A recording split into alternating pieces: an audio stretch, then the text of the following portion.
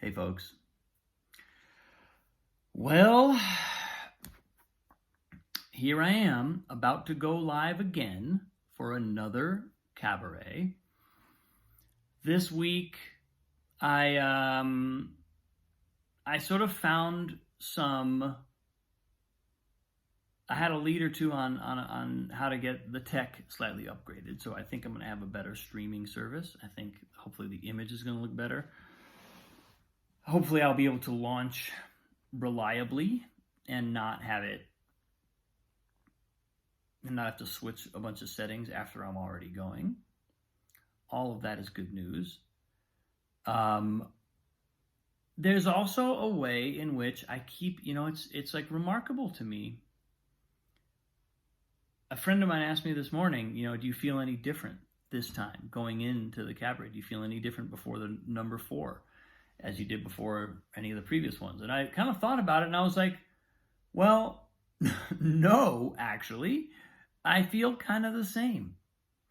And that was interesting to me that was the truth, because of course on some level, on some level I do feel differently. On some level I actually am, I know I'm in a different place. I know that I have a little more trust. I have a little more confidence. I have a little more of a sense of, I'm ready to do this. I've done this before. At the same time, the reason why that was an interesting answer is because there's an aspect of that, anticipation that has not changed at all. And it's it almost feels like it's fundamental somehow. It feels like it's somehow and I don't know if it's just a really deep pattern that hasn't yet dissolved enough for me to observe that it's changed, or if it's actually something that's just an almost normal part of the process. I know that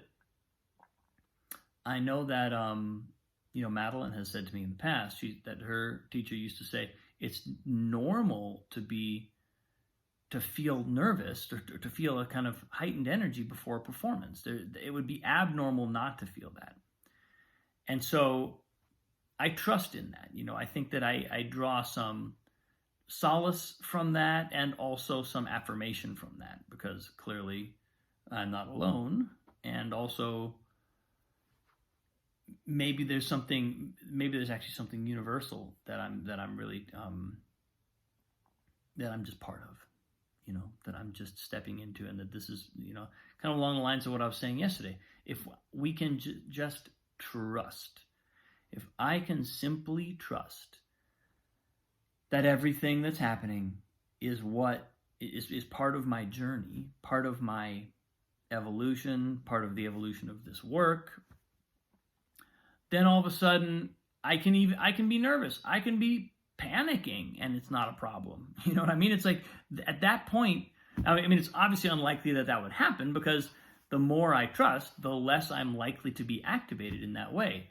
But at the same time, I think the point is we can choose to trust. That's a choice we can make. And it doesn't matter what's happening on the outside. It doesn't matter if our body's in total fight or flight. We can still choose to trust. And that's the thing that I think, to me, that's really where courage starts to come into play. That's how I think more and more I'm coming to define courage for myself. It's obviously highly relevant to a creative context, but it's really kind of relevant to almost any context.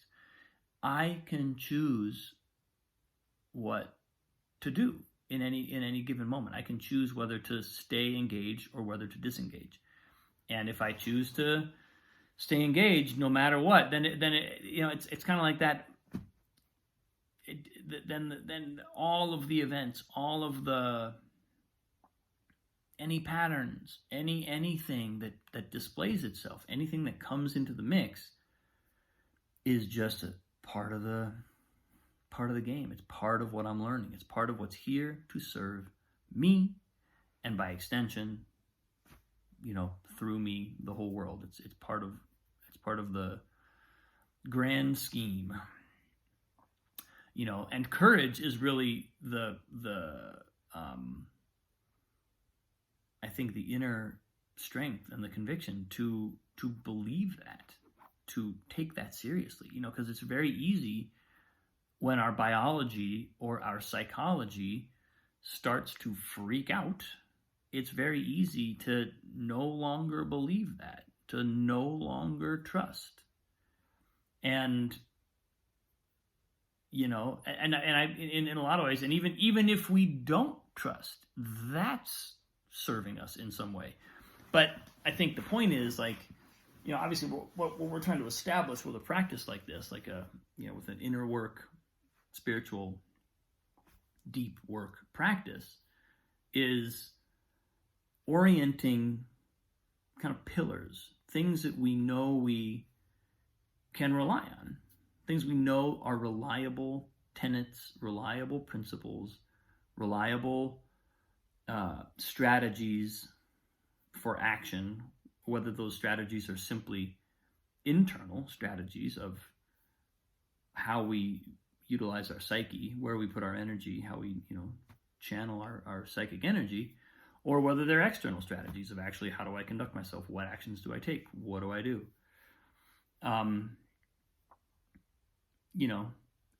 All of those things are on some level evolving. When we get into circumstances like this, we get into a position of newness. I've been saying this for the last couple of days. This process is leaning into the process of the unknown. It's the reality of the unknown. It's leaning into the unknown and saying, okay, I have no idea. It's like jumping off a cliff and you can't see the bottom. I don't know where I'm going to land. I don't know how I'm going to do this.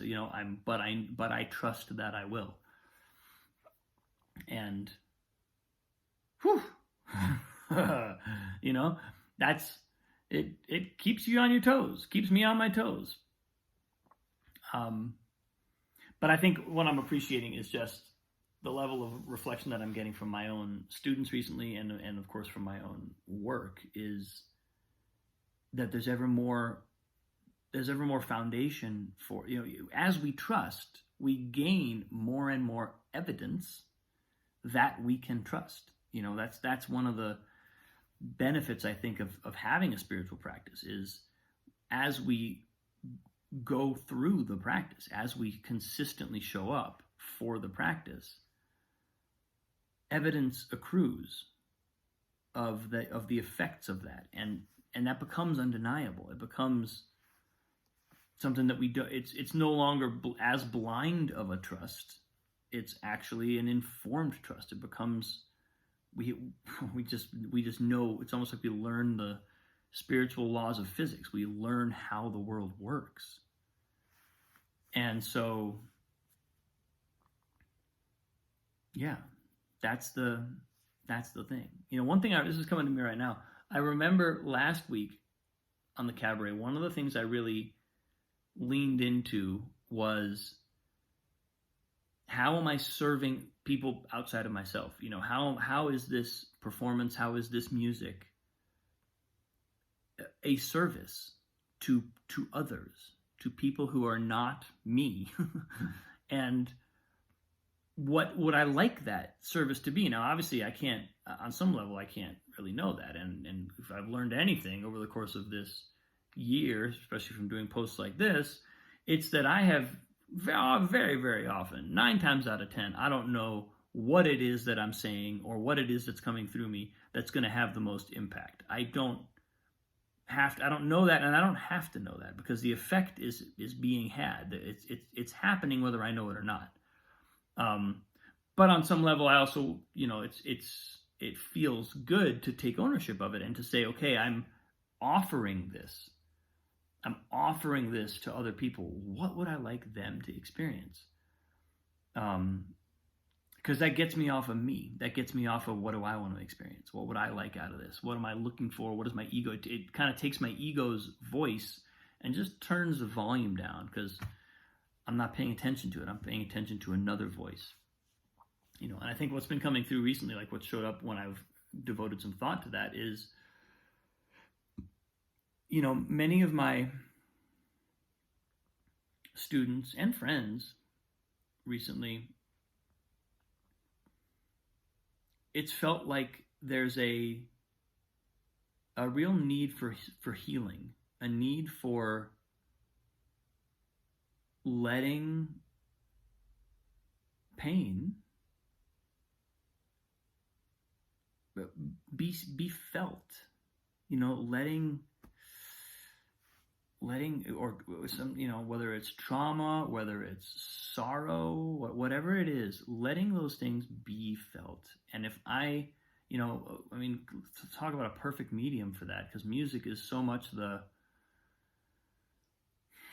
it's like a medium that transcends language. Music can absorb and reflect and embody and express emotions and truths that are so dense. There's so much more going on than there would be if we're speaking. It's such a potent medium. It's able to hold so much energy. And I think, it's if I can remember that that's what the music is doing, that the music is channeling my feelings for sure. It's what is in me and what is coming to me from beyond is coming through in the music, but also what my listeners are bringing is coming through in the music. What's going on for them has a direct line to me and a direct line through that's the magic of it. That's this amazing mystery of the moment of presence. And so if I can just be conscious of that and allow myself to come from there, to put my intention there,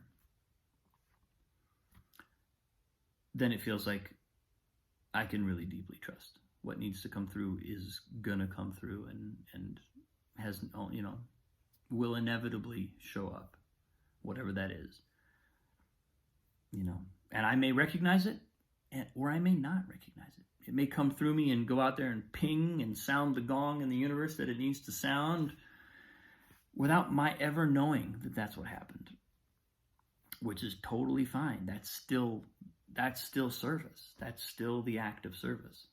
So that's where I am today, before number 4. Looking forward to it.